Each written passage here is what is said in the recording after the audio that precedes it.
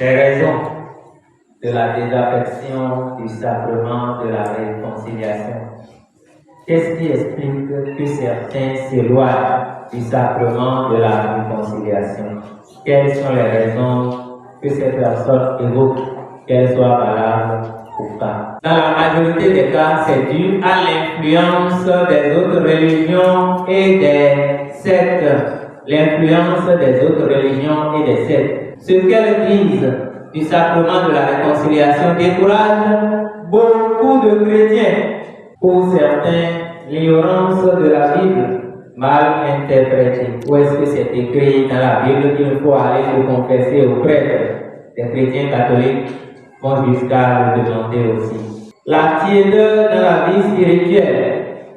La tiédeur dans la vie spirituelle provoque une désaffection pour le sacrement de la réconciliation. Pour certains, ils pensent pouvoir s'arranger directement avec le Seigneur par leur prière personnelle.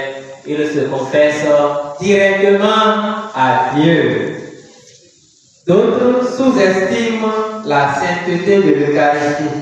Le cardinal Daniels écrivait: un bon nombre de chrétiens reçoivent la Sainte Communion presque comme un objet, comme si c'était une aspirine qui leur ferait du bien, mais sans être suffisamment conscients qu'ils communient au corps et au sang du Christ ressuscité, Fils de Dieu, et sans être suffisamment purifiés, entre autres, par le sacrement de la réconciliation. Donc, si nous sous-estimons le sacrement de l'Eucharistie, nous pouvons aussi sous-estimer la nécessité de nous préparer à ce sacrement-là par la confession. D'autres chrétiens ont perdu le sens du péché. Ils cultivent les contre-valeurs et ils trouvent que ces valeurs-là sont normales. Ils oublient même qu'ils offensent Dieu. Pour d'autres, enfin, ils se croient justes de par leur propre disposition et estiment ne pas avoir besoin d'un sacrement pour obtenir le pardon des péchés. Pourtant, nous avons tous besoin de ce sacrement. Pourquoi un sacrement de réconciliation après le baptême? Pourquoi avons-nous besoin de la réconciliation? Saint Jean-Paul II disait: le sacrement de la réconciliation est un moyen fondamental et nécessaire de notre sanctification. Le sacrement de la réconciliation est un moyen fondamental et nécessaire de notre sanctification. La vie nouvelle des enfants de Dieu, reçue dans le baptême, n'a pas supprimé la fragilité et la faiblesse de notre nature, ni l'inclination au péché que la tradition appelle la concupiscence. Ceci en effet nous donne l'occasion de faire notre preuve dans le combat de la vie chrétienne, un combat de conversion en vue de la sainteté. Et c'est pour poursuivre son œuvre de guérison en nous que le Seigneur, qui est le médecin des âmes et des corps, a institué les sacrements de guérison. Le sacrement de l'onction des malades et le sacrement de la réconciliation. Donc, le sacrement de la réconciliation est un sacrement de guérison dans lequel le Seigneur vient nous restaurer, vient nous rétablir, vient nous guérir. Il sait que nous sommes faibles et que nous avons besoin de sa grâce. Alors le sacrement de la réconciliation est un bien spirituel que nous ne devons négliger pour rien au monde. C'est un bien spirituel inestimable. Nous voulons méditer sur les actes du pénitent. Et en méditant sur les actes du pénitent, nous allons regarder le sacrement de la réconciliation comme un don de la grâce de Dieu, pas comme un devoir. Alors les actes du pénitent sont au nombre de 3. Les actes du pénitent sont au nombre de 3. La pénitence oblige le pécheur à accepter volontiers tous ces 3 éléments. Dans son cœur, la contrition. Dans sa bouche, la confession. Et dans son comportement une totale humilité et une satisfaction. Satisfaction, c'est-à-dire la pénitence. Donc les actes de pénitence sont au nom de toi. J'ai péché 30 fois contre le 5e commandement. J'ai péché 10 fois contre le 3e commandement. J'ai péché 5 fois contre le 7e commandement. Mon Père, voilà le péché. Qu'est-ce que le péché? Ce n'est pas, ne se définit pas en fonction de notre culpabilité. Le péché ne se définit pas en fonction de notre culpabilité. Parce que le sentiment de culpabilité peut nous faire prendre des choses qui ne sont pas des péchés pour des péchés et prendre des choses qui sont des péchés pour rien. Peut-être j'avais déjà donné cet exemple ici. Un enfant qui, par exemple, à la maison, papa est sorti, maman est sortie, maman prépare toffee, c'est toffee que maman fait. Toffee au cas où tu es caca. Bon, les mamans tombent, tu vas lui toffee au cas. Bon, toffee, relance sur le pont, et l'oublie. Et l'oublie, et l'oublie, ouais, l'oublie, et t'es canadien. Les Canadiens.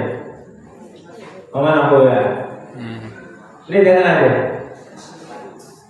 C'est bon. Et là, nous va. Eh oh, mide un peu là. Les Canadiens.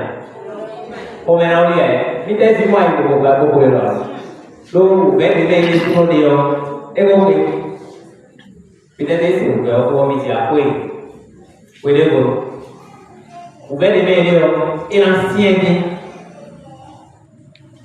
Abi, et puis toffee abi, bolu, abi, et voilà nous doit. Et son nom, on est ouais. Et ton le plus grand client, et non plus le toffee. Bon pour me oublier, on peut me oublier non, il doit être bon, ben non. Et voilà nous aussi. Ouais non, il n'a pas fait doit être bon. Oh ouais. Yo. Mais le boucalier, il n'y a pas beaucoup de 10 000, et vous avez des sols maman, vous avez des flots de 2 000 ans. Vous avez fait 10 000 ans, donc il n'y a pas beaucoup de filles qui ont déjà joué. Ils ont déjà joué même. Mais c'est là, et puis 10 000 ans. Vous avez sol 10 000 ans. Et pour les assommés badano, pour pâté, pour nommer les pour pain, et pour la mêler, il y a un chava, pour l'eau. Pour que vous voyez l'eau, et quand vous avez l'eau, vous finissez l'eau. Et quand vous avez l'eau, vous avez l'eau, mais vite nous le dit, et on sort le père. Vous voyez voir. Maman dit, quoi va dire? Mais quand il y a deux, il faut t'attendre pour le dire qu'elle va. Il faut t'attendre pas tard, il faut t'attendre. Et on, t'as bien non? Et où va? Et où va? Et où va? Le va Événia.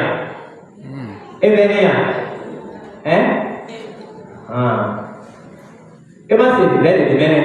Il n'a aucune culpabilité dedans. Donc le péché, ce n'est pas le sentiment de culpabilité, non. Ce n'est pas de ça qu'il s'agit. Donc, il faut se méfier du sentiment de culpabilité. Parfois même, ce n'est même pas un péché, mais on a le sentiment de culpabilité. Donc le péché n'est pas défini par rapport au sentiment de culpabilité. C'est quoi le péché? Le péché, c'est la désobéissance à un commandement de Dieu. Donc le péché, c'est toujours un manque d'amour. Le péché, c'est toujours un manque d'amour. Manque d'amour envers Dieu, manque d'amour envers le prochain, manque d'amour envers nous-mêmes. Parfois aussi, nous avons un idéal de sainteté dans notre vie, dans notre tête. Et c'est par rapport à cela que nous jugeons nos actes pour voir est-ce que je suis tombé dedans, est-ce que je ne suis pas tombé dedans? Et par là, nous définissons les péchés qu'il faut aller présenter, qu'il faut aller dire devant le prêtre. Ce n'est pas la meilleure manière de se préparer pour le sacrement de la réconciliation. Parce que là encore, je suis en train de me regarder. Je suis toujours en train de me regarder. J'ai un idéal que je regarde, un idéal de moi-même. C'est en regardant Jésus que nous pouvons faire une véritable préparation. Je ne veux pas utiliser le mot examen de conscience, parce que ce n'est pas un examen qu'on passe, ce n'est pas un concours. Une véritable préparation à notre confession. Je suis découragé, mon père, parce qu'à chaque fois quand je viens pour me confesser là, c'est le même péché. C'est le même péché. Tu veux inventer des péchés. Hein? Qu'est-ce qu'il y a de nouveau sous le soleil? Hein? Oui, c'est toi qui veux inventer ça. Saint Jean nous a déjà dit tout ce qu'il y a comme péché dans sa première vie. La concupiscence de la chair, la concupiscence des yeux, l'orgueil de la vie et la jalousie. Tous les péchés se résument à ça. La concupiscence de la chair, non. Le péché, c'est toujours un manque d'amour. Il y a toujours, là où il y a manque d'amour, il y a péché. Là où il y a manque d'amour, il y a péché. Il y a la contrition parfaite, il y a la contrition imparfaite. La contrition imparfaite, c'est quand nous regardons les conséquences de nos péchés qui sont l'enfer, par exemple. Mais la contrition parfaite, c'est l'offense que nous avons faite à l'amour de Dieu. Ensuite vient l'aveu du péché, la confession de la bouche. Mon père, pardonnez-moi mon père quand j'ai péché. Le péché, c'est exactement comme la dernière fois.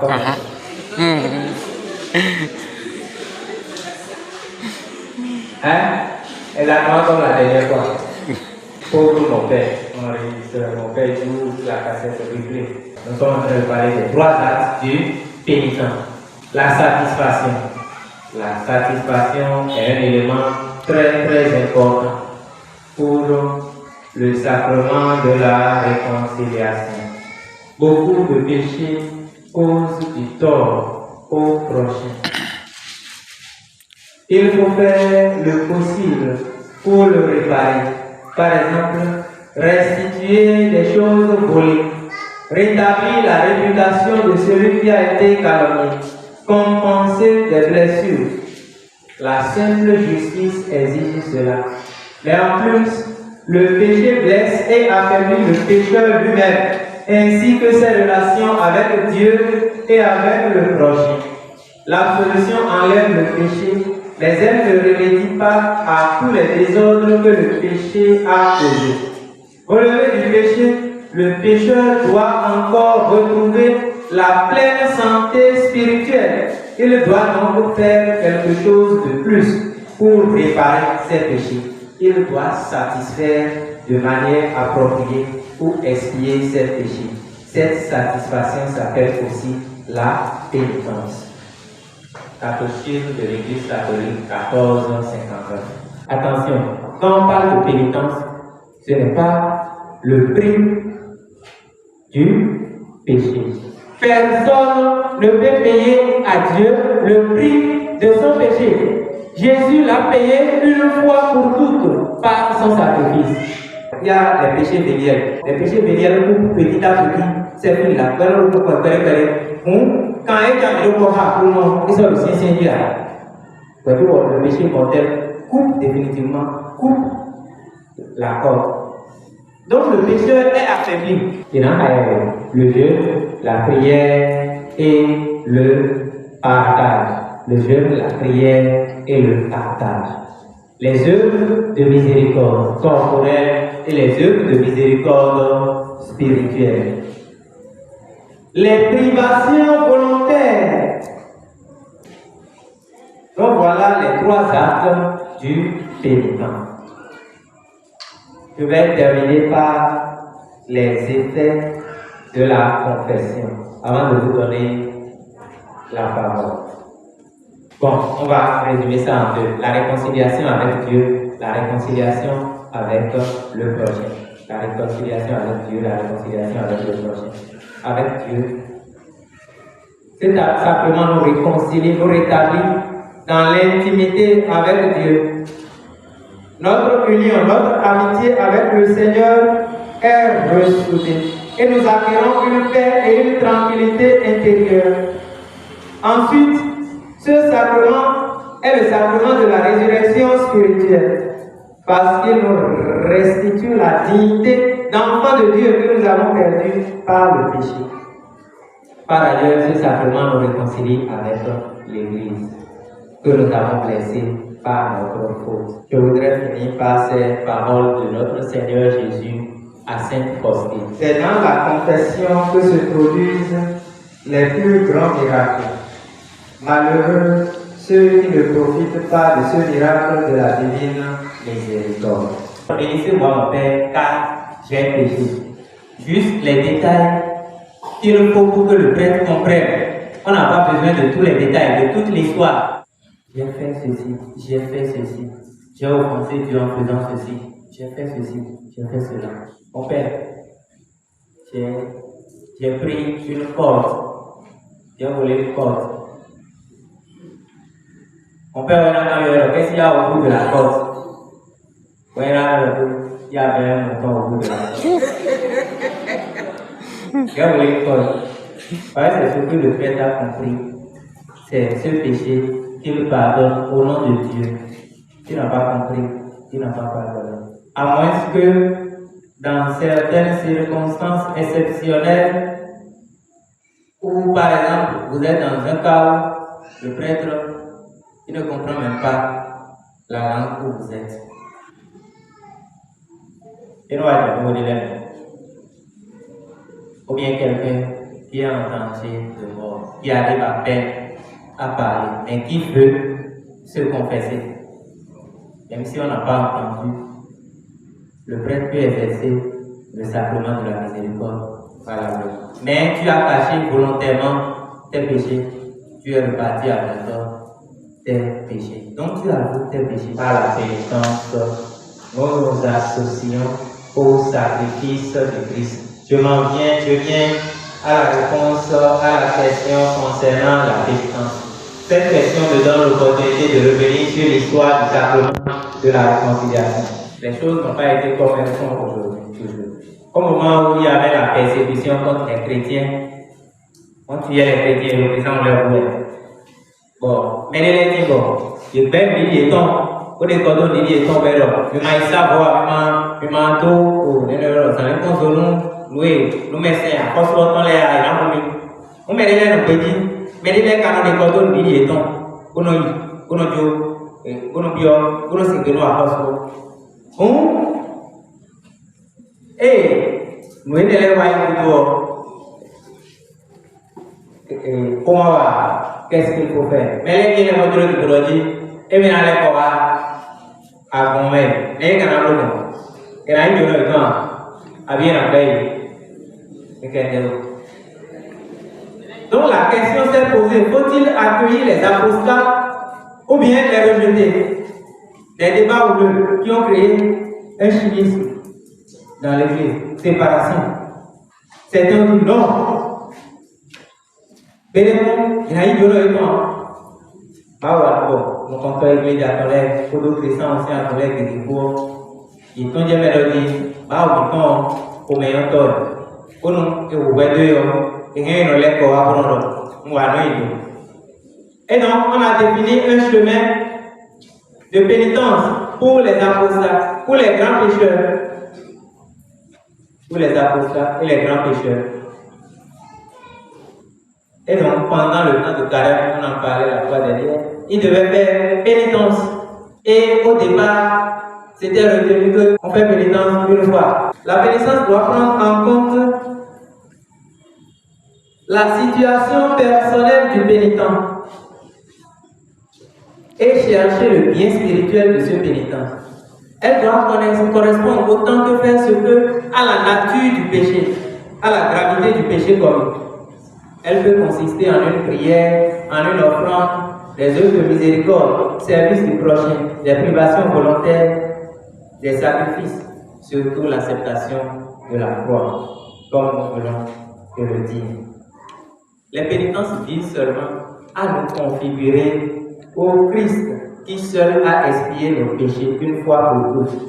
Elles nous permettent de devenir co-héritiers du Christ ressuscité, puisque nous souffrons avec lui. Nous ne souffrons pas séparément du Christ, nous souffrons avec lui. La pénitence a une valeur pédagogique aussi, une fonction pédagogique, pour que l'on puisse prendre conscience de la gravité du péché.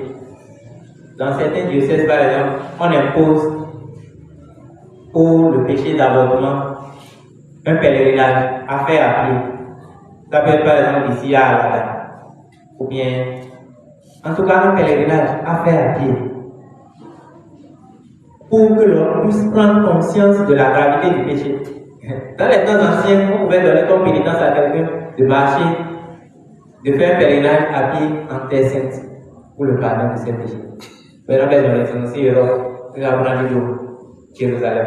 De nos jours, on n'applique plus ces formes de pénitence. Il n'en demeure pas moins que nous devons prendre conscience de la gravité du péché. C'est parce que ces formes de pénitence tentent à mettre dans notre tête que c'est pas notre souffrance que nous obtenons le pardon. Non, le pardon, c'est obtenu par le Christ, le sacrifice du Christ. Mais il reste des conséquences de notre péché que nous devons expier par nos actes de charité, par notre pénitence. C'est une nécessité pour nous.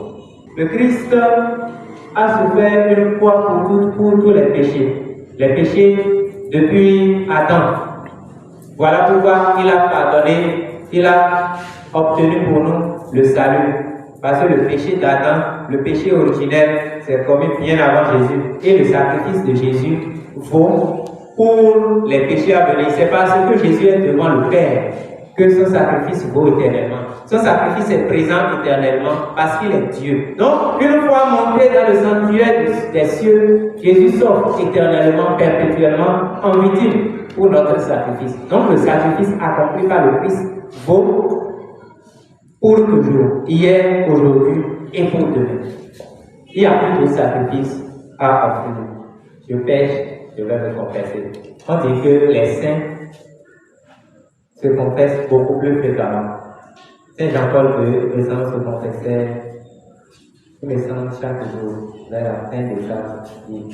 Non, Mère Teresa, elle se confessait chaque jour. Vous voyez la sainteté de ces personnes. Donc plus on est amis, plus on est conscient quand on offense l'autre. C'est réciproque. Quand on est ami avec Dieu, quand on l'offense, on est conscient de cela. Et on a envie vite de retrouver cette amitié-là, ce lien-là. Voilà pourquoi, quand on progresse dans la vie spirituelle, on a envie de se confesser. Et quand on recule dans la fréquentation de ce sacrement, peut-être c'est un signe que nous sommes en train de regresser dans notre vie spirituelle. La plupart de ceux qui disent « Mon Père, je veux pardonner, mais je n'arrive pas à pardonner, je n'arrive pas à le pardonner », la plupart ils ont déjà pardonné. C'est parce qu'ils confondent pardon et oubli. Donc le pardon n'est pas l'oubli. Est-ce que au moins tu arrives à prier pour la personne? Si tu arrives à prier pour la personne, c'est déjà un début. Il faut persévérer. Les blessures ne vont pas être guéries au même moment, mais il faut persévérer. Et petit à petit, progressivement, ça va se guérir. Donc il faut persévérer. Parce que prier pour quelqu'un, c'est une œuvre de charité. Ne pas pardonner et venir se confesser. Donc tu es décidé maintenant à changer de vie. Donc tu ne peux pas venir te confesser et ne pas aller pardonner. Parce que quand tu es venu te confesser, tu dois recevoir, si tu ne l'as pas encore fait, tu dois recevoir la grâce, la force de pouvoir pardonner. Parce que, sinon c'est contraire. Tu ne peux pas demander pardon et ne pas pouvoir et refuser d'aller pardonner. Non, c'est contraire. Ça veut dire que tu n'es pas sincère envers toi et que ta confession n'est pas réelle. Tu n'as pas encore atteint la confession. Alors qu'il faut regretter son péché pour pouvoir aller se confesser. On a le besoin ayant autre l'on a consigné. Quoi tout qu'on a été prévu. Donc vous voyez que donc on ne peut pas ne pas vouloir pardonner et aller se confesser. Il faut le vouloir, sinon ma confession n'est pas vraie. On est allé se confesser simplement. Et les demandes qu'on faisait, demandes de travail par-ci par-là, on est accroché. Ou bien la guérison est intervenue. Simplement le jour où on est allé se confesser et on s'est réellement confessé. Parce qu'on peut faire semblant d'aller se confesser. Il y a une différence entre faire semblant et aller se confesser. Après, on a dit, pour mettre ça le semblant, le mal au fond, il y a une autre. Après, on a dit,